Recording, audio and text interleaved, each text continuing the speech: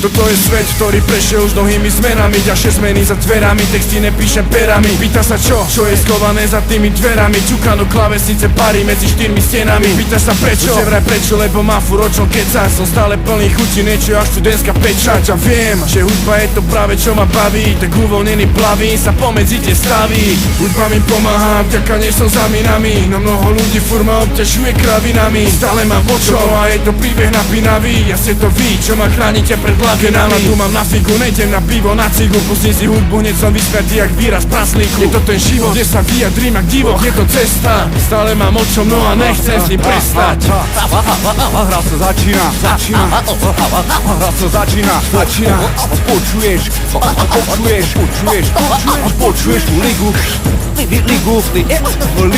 Počuješ ligu. Toto je čonka v prvom kole, tvrdá šupa na kotrbu. Toto je respod a poker, príjemný jak suša krku. Stále rozbehnutý dopredu, šlapem jak Ferrari. Aj keď sa nedarí, nevadí, stále mám čím prekvapiť. Tak nevadí, keď retardi sa idú škrabať rečami. Ma nebaví za dverami stáť a nič s tým nespraví. Tak berem do ruky skalpel jak frajer a spravím zárez. Začína cirkus, pičus, posad sa a sleduj manéž. Stále mám o čom, jak rozparovať s nožom. Nerobím to v mene Božom, tak sa otočím a s Bohom. Je to energia, čo ma tlačí jak perpetuum mobile. Som v neustálom pohybe ako v obehu promile. Aj mama hovorí mi, že vraj mi kvalitne jebe. Stále idem v plnom tempe 3, 6, 5, 2, 4, 7. Som dement a kreten s výrazom chladným jak sever. Že vraj není už o čom, daj si facku sa preber. Stále mám čo povedať.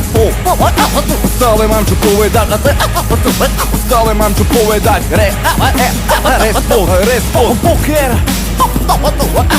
Poker sa preber.